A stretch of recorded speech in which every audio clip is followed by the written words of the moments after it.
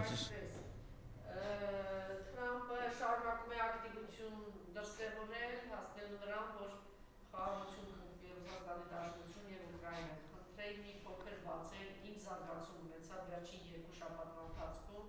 որտեղ բավականին ակտիվացել է այդ փուլում նաեւ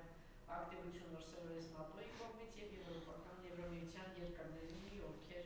պնդում են, որ չպիտի շարունակել պատերազմը, ավելի հայտարարում են, որ մենք 2030 թվականին սպասում ենք հարձակման Ռուսաստանի Դաշնության կողմից եւ մեզ սպասում է մեծ պատերազմ։ Խնդրեմ սրա մասին ըստ այ որ հետեւել եք Ռուսաստանի Դաշնության հայտարարությունները, հատկապես երեկվա երեք Ռուսաստանի Դաշնության նախագահ Վլադիմիր Պուտինի հայտարարությունները։ Նախ Թրամփը խոսքով է հայտարարում, որ խաղաղություն է ուզում, բայց Թրամփի ուզածը խաղաղություն չի։ Թրամփի ուզածը հրադադարն է։ Հրադադարի վերաբերյալ 1-2 օր առաջ Պեսկովը հայտարարեց, ասաց, որ մեզ պետք է խաղաղություն, ոչ թե հրադադար։ Այսինքն հրադադարը նորից հիշեցնեմ ինչ է նշանակում, որ կողմերը կանգնում են այնտեղ, որտեղ որ հիմա կանգնած են։ Ենթադրենք Ռուսաստանին զիջվում է ինչ-որ տարածքներ, համաձայնվում է, որ իբր այս տարածքները Ռուսաստանին է զիջվում։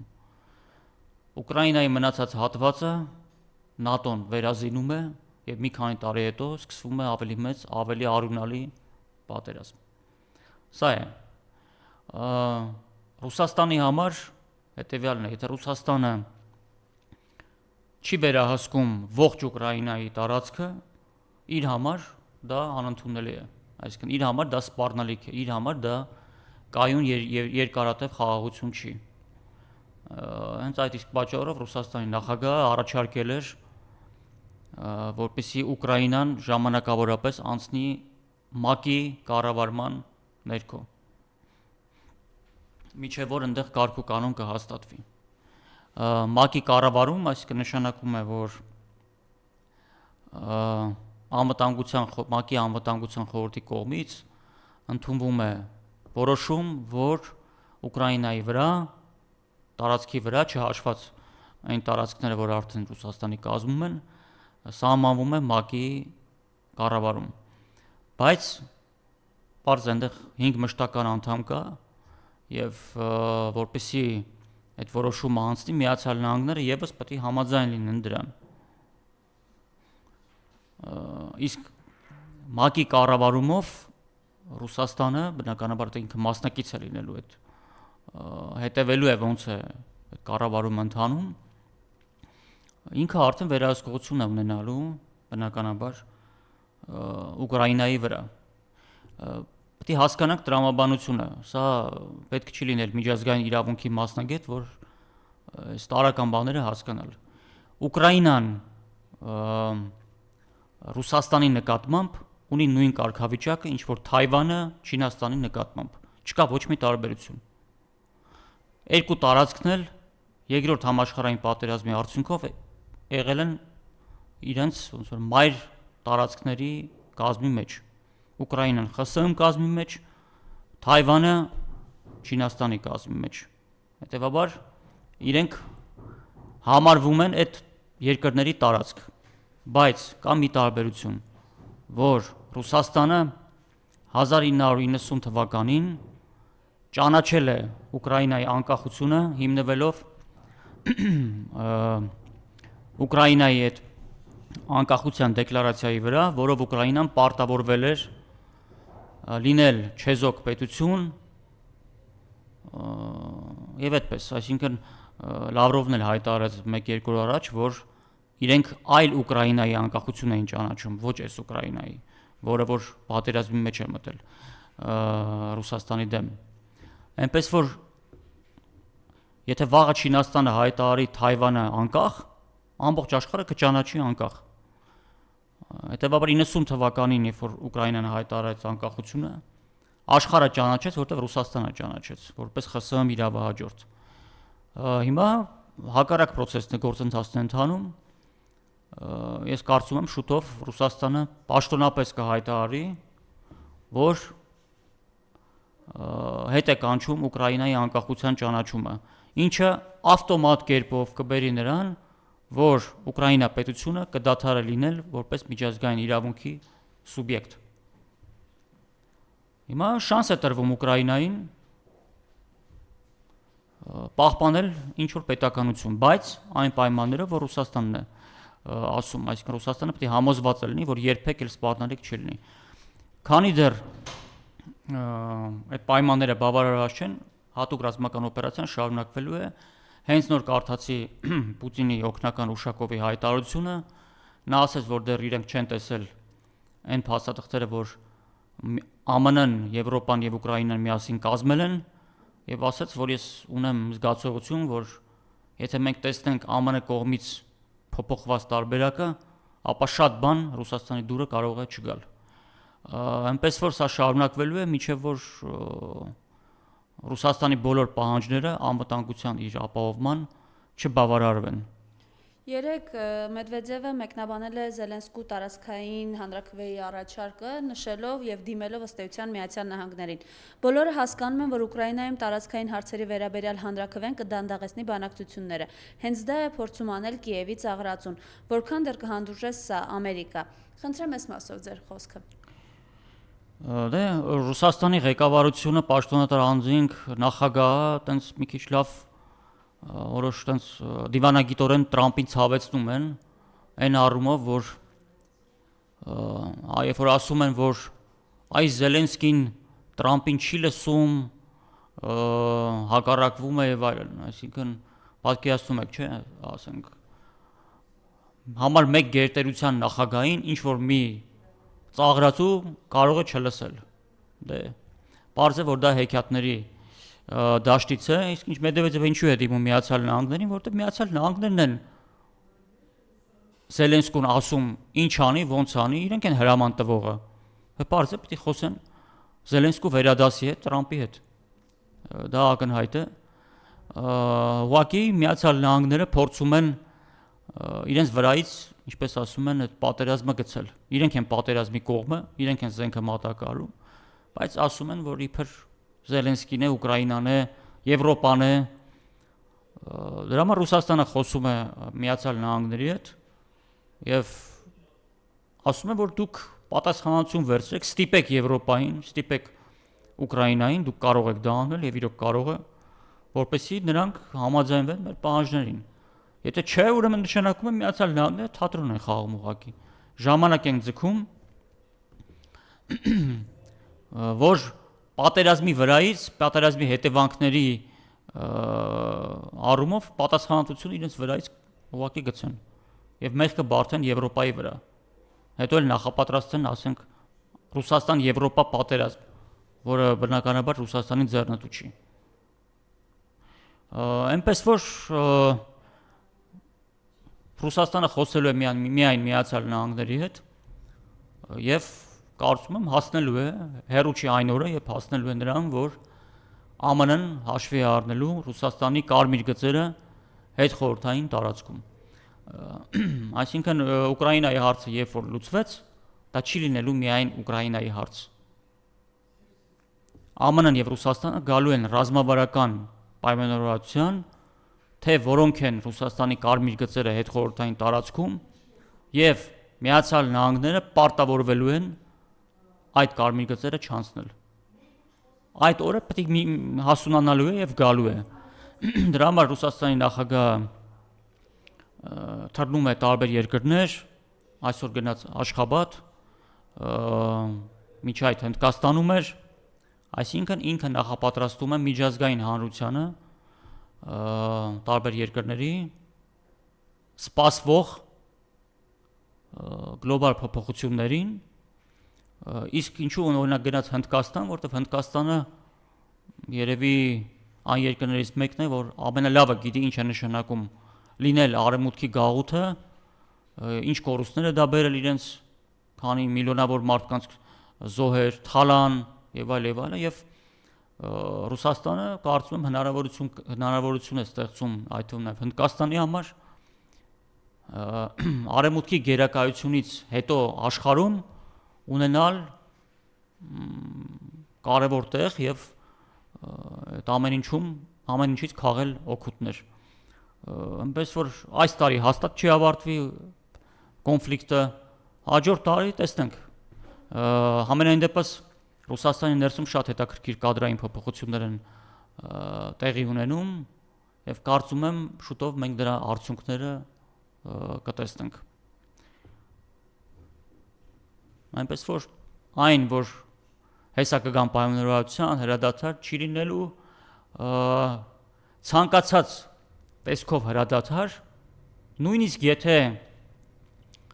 բոլոր տարածքները զիջեն Ռուսաստանին, որը որ ինքը վերցրել է, բայց Ուկրաինան իրավունք ստանա ապագայում գնալ ՆԱՏՕ կամ ինչ-որ բանավոր խոստումներ տա, որ այսօր չի գնալու ենթադրենք, դա բնականաբար ձեռնտու չի Ռուսաստանին։ Ռուսաստանը պետք է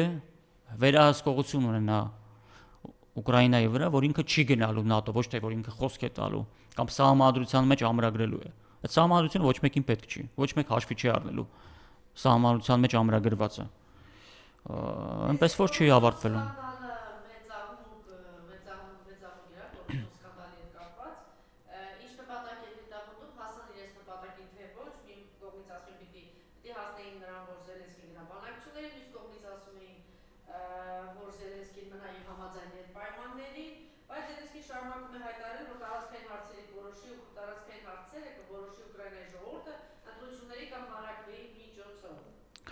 Ուրեմն այդ հակակոռուպցիոն այդ մարմինները, որ տարբեր երկրներում ստեղծված են,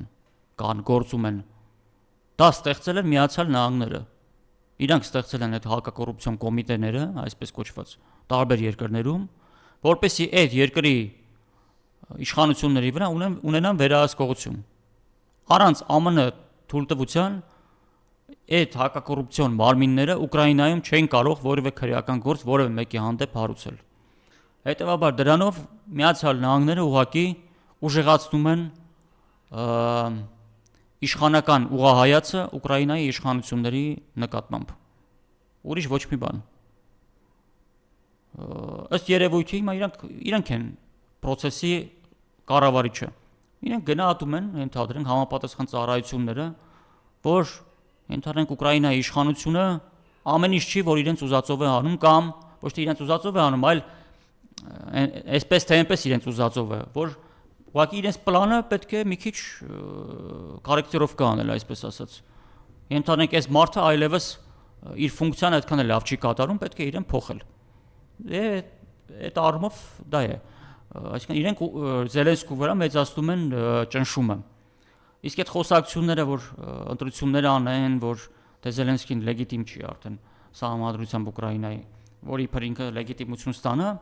նպատակը հետևյալն է՝ անել սարքել լեգիտիմ, հետո ասել Ռուսաստանին տես ինքը արդեն լեգիտիմ է, արի նստեք հրադադարը կնքեք։ Ռուսաստանը եթե հրաժարվի, կասեն դե ուրեմն դու չես ուզում, որ հրադադար սահմանվի։ Բայց նորից եմ ասում, այդ հրադադարը չի լինելու, Ռուսաստանը դրան չի գնալու, այն զոհերը, որ իրանք տվել են, դրա համար չեն տվել, որ իրենց պատմական հող Ուկրաինայի թեկուզ մի սանտիմետր քառակուսի նվիրեն հակառակորդին, այնպես որ իհարկե շարունակվելու է։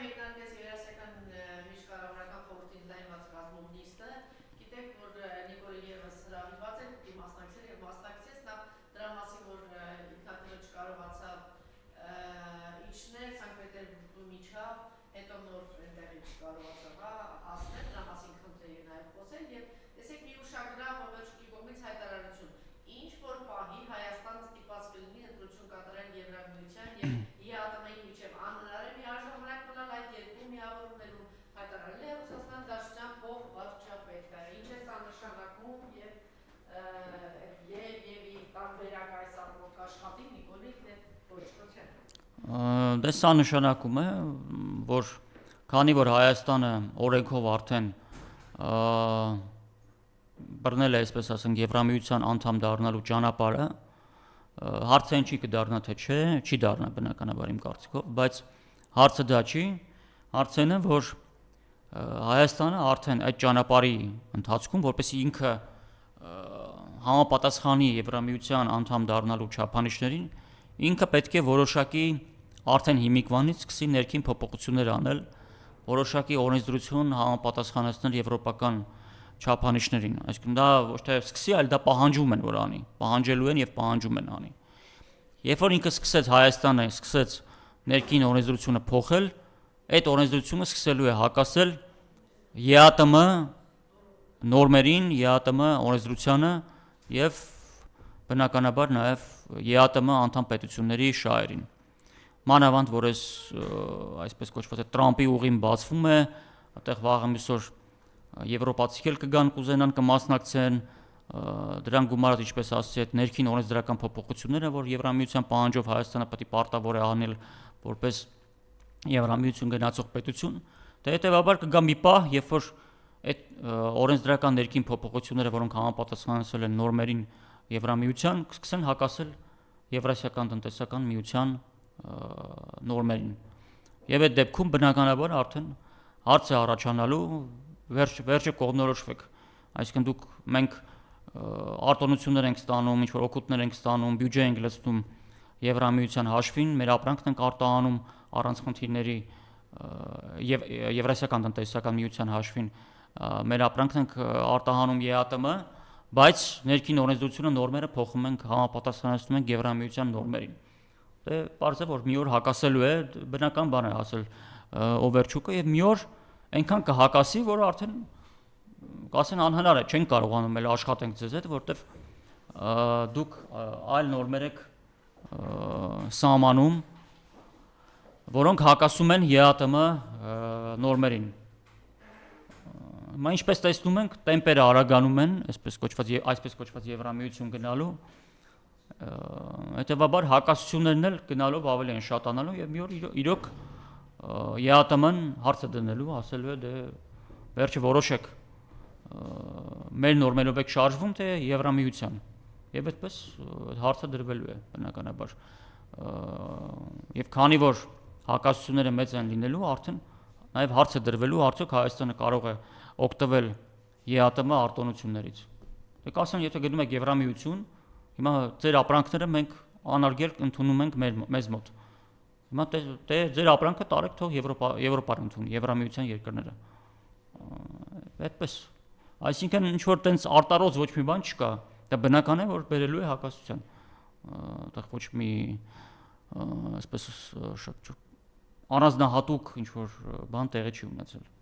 Իսկ դա Նիկոլայսկս էր ասել Գերմանիայում ԵԱՏՄ-ից դուրս գալը նպատակ չէ բայց ԵՄ անդամ դառնալը նպատակ է մենք հասկանում ենք եւ Եվրասիական տնտեսական միության եւ ԵՄ միաժամանակ անդամակցությունը հնարավոր չէ հասկանում ենք որ կա ինչ որ մի կետ որ պետք է որոշում կայացնել բայց այսօր այդ կետը չէ Դե այդ կետը մի օր կգա էլի հա ԵԱՏՄ անդամ լինելով ընդհանրապես այս վերջին 4 տարիների ընթացքում ընդհանրապես տնտեսությունը ինչի վրա է մնացել դա էլ է ուշագրավ Դե սկսենք նրանից որ ես օրինակ չեմ կիսում շատ անդիմադերների այն կարծիքը որոնք խոսում են Հայաստանում տնտեսական զարգացման մասին, որտեղ տնտեսական զարգացում Հայաստանում պրակտիկորեն անհնար է։ Հազարով մի ֆակտորներից ելնելով մասնավորապես տնտեսական կառուցվածքը Հայաստանի տնտեսության կառուցվածքը թույլ չի տալի տնտեսական զարգացում ունենալ։ Հայաստանի էկոնոմիկայի ռեալ սեկտորը չի աճում Հայաստանում։ Իսկ այն ինչ ունենք, դա մաքսիմում կարող ենք խոսել տնտեսական կայունության մասին։ Կամ ասենք համեմատենք այս տարվա ցուցանիշը, չգիտեմ, նախորդ տարվա, բայց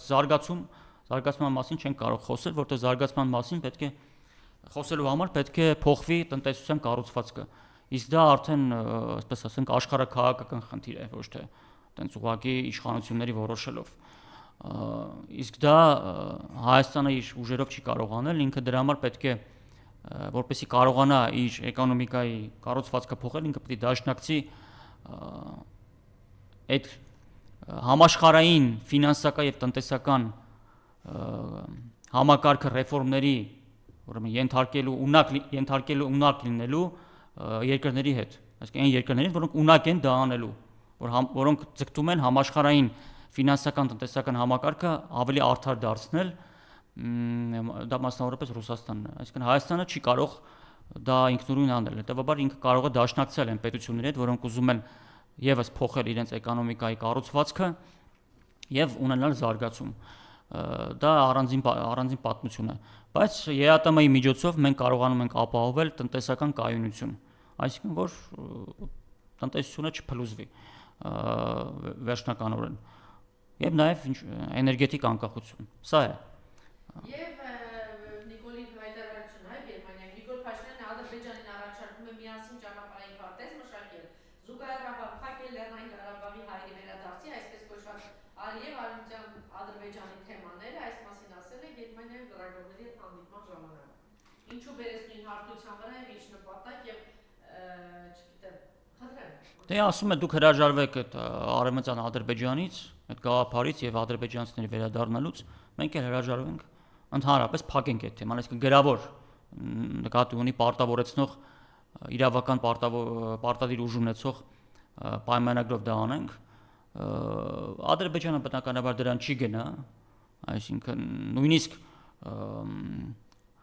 Արցախի մեր հայրենակիցների չվերադառնալու պարտավորության գնով ինքը չի գնա դրան, որտեվ բնականաբար իր նպատակն է ադրբեջանցիներին բերել Հայաստան։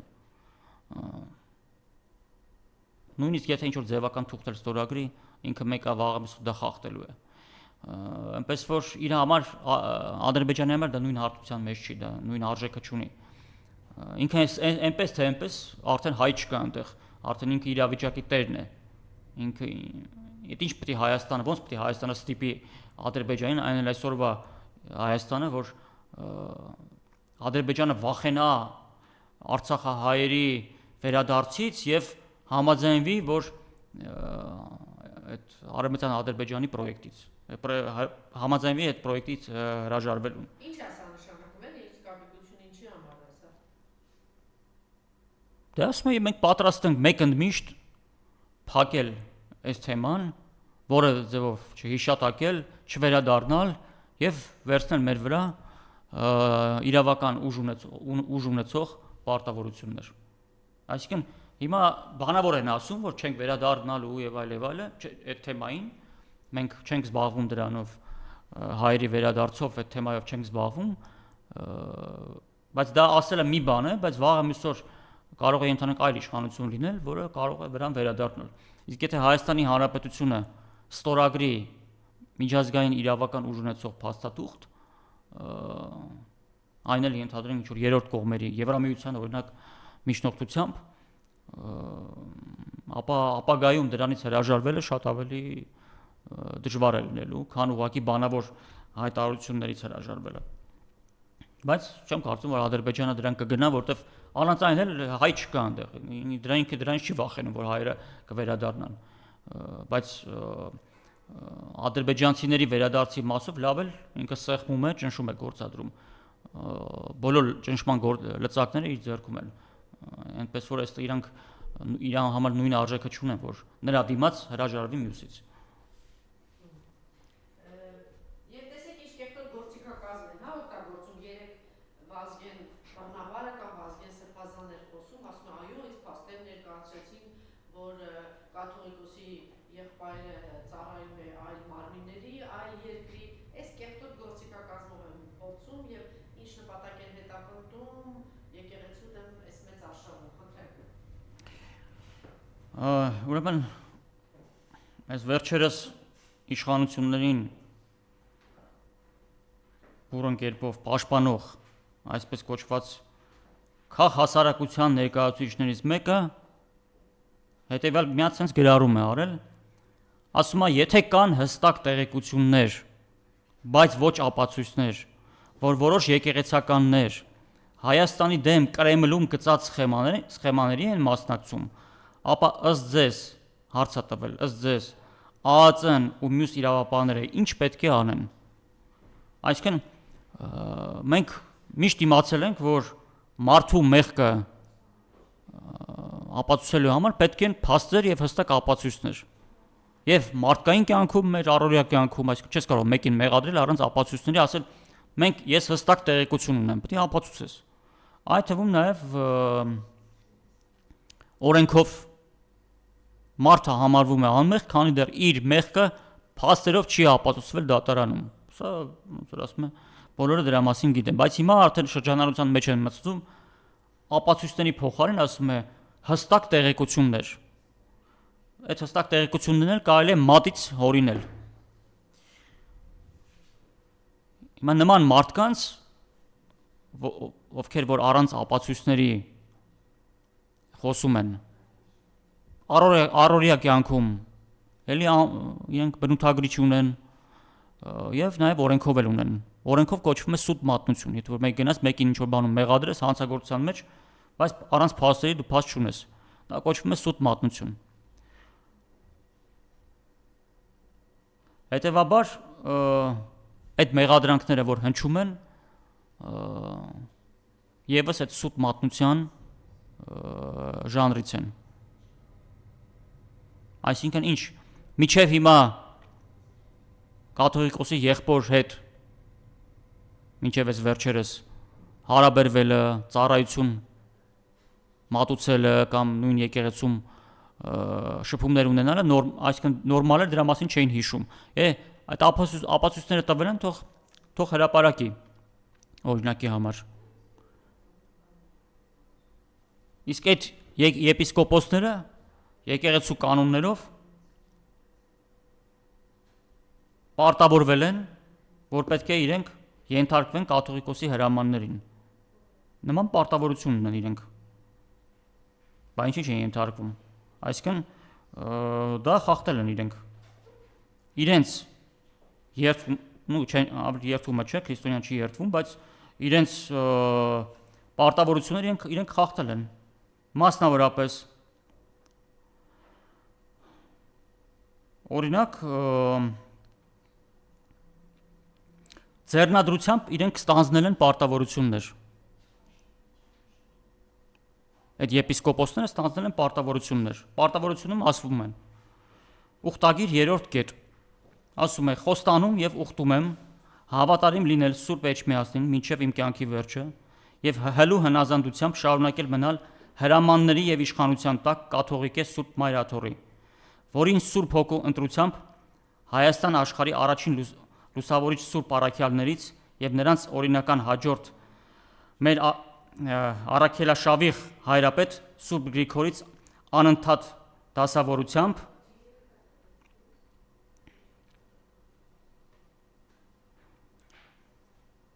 եւ ուղիղ հաջորդությամբ այսօր բազմում է Տեր Գարեգին II ամենայն հայոց կաթողիկոսը եւ խոստանում եմ հնազանդվել նրա օրինական հաջորդներին հարգելով ու կատարելով բոլոր հրամանները։ Այս մարդիկ ուխտ են տվել, ուխտագիրի այս կետի համաձայն պարտավորություն են վերցնել կատարել կաթողիկոսի հրամանները։ Այնպես որ այդ սուտ մատնությունները թողեն մի կողմ եւ վերադառնան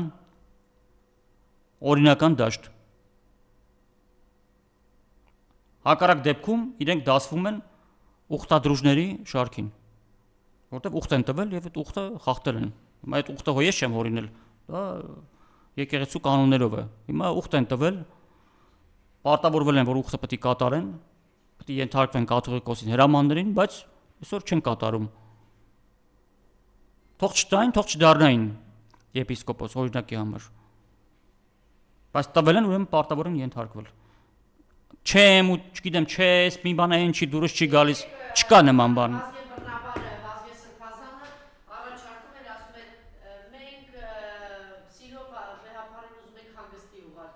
Չկա նման բան հանգստի ուղարկել։ Ինչ ասում հանգստի ուղարկել։ Չկա նման ընթացակարգ հանգստի ուղարկել։ Իր ֆոնին կլինի չդնեք։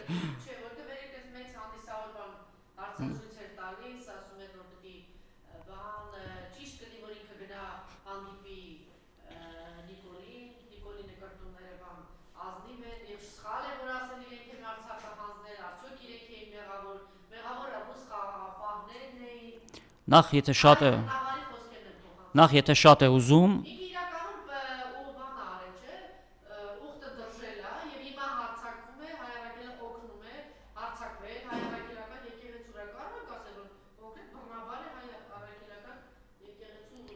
Դե հիմա այդ բառը ես չգիտեմ, չեմ ուզում օգտագործել, որտեղ է տեղավորվում, չգիտեմ, բայց ուխտը կարդացի, Բռնություն չի հայրաքելական եկեղեցու կարգվեհապարի ոգևորականների նկատմամբ, սա հավատացյալ ժողովրդի նկատմամբ սա բռնություն չի։ դե կարող եք այդպես էլ ասել, բայց ես Մարդիկ գնան պատարագ կարդացի կոնկրետ կետը, տալիս կաթողիկոսի անունը տալ։ Ինչու մասին է խոսքը։ դե այդպես էլ կարելի է ասել, բայց ուզում եմ ասեմ, ես ուղիղ կարդացի կետը, եւ այնտեղ ուղիղ գրված է, ինչի համար են իրենք պարտավորվել են ենթարկվել կաթողիկոսին կատարել նրա հրամանները։ Իսկ եթե իրենք գտնում են, որ Փաշինյանն ու Գարեգին երկրորդ կաթողիկոսը պետք է հանդիպեն, ապա Փաշինյանը թող գնա մայրաթոր, ներողություն խնդրի։ Իրաժարականի մասին։ Հիմա օրինակ Լավ կլի որ Նիկոլը գնա ու իրաժարականի մասին խոսի, իմիջիայլով ցանկ ասում են, այս բռնաբարը ասում է, որ լավ չի որ քաղաքականության մեջ էին խառնվում բան։ Ինքը կոնկրետ ասում է թող գա հրաժարվի, եւ դրանից ասում Արցախը երբաներն են հանձնել, ռուս խաղաղապահներն են հանձնել։ Սա քաղաքականություն է թե չէ։ ուրեմն դա քաղաքականություն է, Ինչով դա պատվեր է, ազգե բռնաբարը։ բայց օրինակ դուք կարող եք նայել, թե Վրաստանում ոնց են վերաբերվում Վրաստանի հոգևոր առաջնորդին, որը բավականին ծեր է եւ առողջական լուրջ խնդիրներ ունի, ինքը ունի այնտեղ պետական պահպանություն եւ այլ արտոնություններից է օգտվում եւ ինքը ոչ մեկի մոտ չի գնում, իր մոտ են գնում, Ռուսաստանում էլ Ներողություն մոռացել եք Լևոն Տեր-Պետրոսյանի գորեկան իշխանության առաջին անձնագիր ում տվեցին եւ ում մոտ գնացին։ այո, Ազգեն առաջինի մոտով գնաց։ Ազգեն առաջինն է Լևոն Տեր-Պետրոսյանը։ ոչ, Ազգենը Լևոն Տեր-Պետրոսյանը չի գնաց Ազգեն։ այո, այնպես որ ինքը կարող է հորդորել Փաշինյանին, ասել գնա եւ հոգեվոր առաջնորդի հետ հանդիպի, ներողություն խնդրի եւ փորձեք ընդհանուր լեզու գտնել։ Այդ հրաժարականը թողենք քաղաքական դաշտին, ընդդիմությանը, հրաժարական պահանջելը եւ նման բաները, բայց տվյալ դեպքում նման լկտի բառապաշարով կաթողիկոսի դեմ խոսել եւ հետո որոշ եպիսկոպոսներ դա չեն դատապարտում, ընդհակառակը այլ մի բան էլ ասում են, որ կաթողիկոսը պետք է ինչ որ քայլեր անի, դե դա բնական դա արդեն ոնց ասեմ, ես ուխտադրուժության գագաթնակետն է ուղղակի։ Ակնհայտ է, որ այստեղ քաղաքական պատվեր են կատարում իրենք, փորձելով Արցախի հարցնել ինչ որ մարդկանց վրայից գցել։ Եվ կան որոշ գործիչներ, որ ասում են մենք խառնվենք այս գործերին, ինչ որ բաներ ակցիաներ բաներ կանենք, եթե դիմի մեզ վեհապարը, ոնց է կեսա մեկնաբանում։ Ես նախկինում էլ ասել եմ, այրաքելական եկեղեցին որպես կառույց, ինքը ուժային, այսպես ասենք, կառույցներ չունի, ինքը մանավանդ այսօրվա պայմաններով օրենքով պաշտպանված չի, հարձակումները մեծ են իր նկատմամբ, ճնշումները մեծ են եւ ընդհակառակը քաղաքական գործիչները պետք է ամեն ինչ անեն, որ հայ առաքելական եկեղեցու վրայից հարվածները հանեն։ Եթե կարիք կա, թող քաղաքական գործիչները հարվածները վերցնեն իրենց վրա։ Բայց գցել այդ ամեն ինչը կաթողիկոսի վրա, որ արի դու կազմակերպի քո վրա վերցրու, որ ամբողջ հարվածներն էլ գա իր վրա, չէ՞ որ այնտեղ կաթողիկոսը չի, չէ՞։ Եկեղեցին չի, այնտեղ այսինքն եկեղեցու դեմ միայն իշխանությունները չեն։ Հավաքական արևմուտքն է կանգնած, հսոր պետություններ են։ Մենք ինչ գցում ենք եկեղեցում կաթողիկոսին առաջնագիծ, որ բոլոր հարվածները իր վրա գան, թող քաղաքական գործիչները այդ հարվածները իրենց վրա վերցնեն եւ այդ հավաքական արևմուտքի եւ արտաքին բոլոր ուժերի հարվածները փորձեն իրենց վրա վերցնեն, որ եկեղեցու վրայից մի քիչ հարվածները մեղմացնեն։ Դրա համար ինձ համար սա ընդունելի չի ասել, որ կաթողիկոսը թող իր վրա վերցնի, այսպես ասենք, ինչ որ մի քաղաքական process կազմակերպելու պարտավորությունը։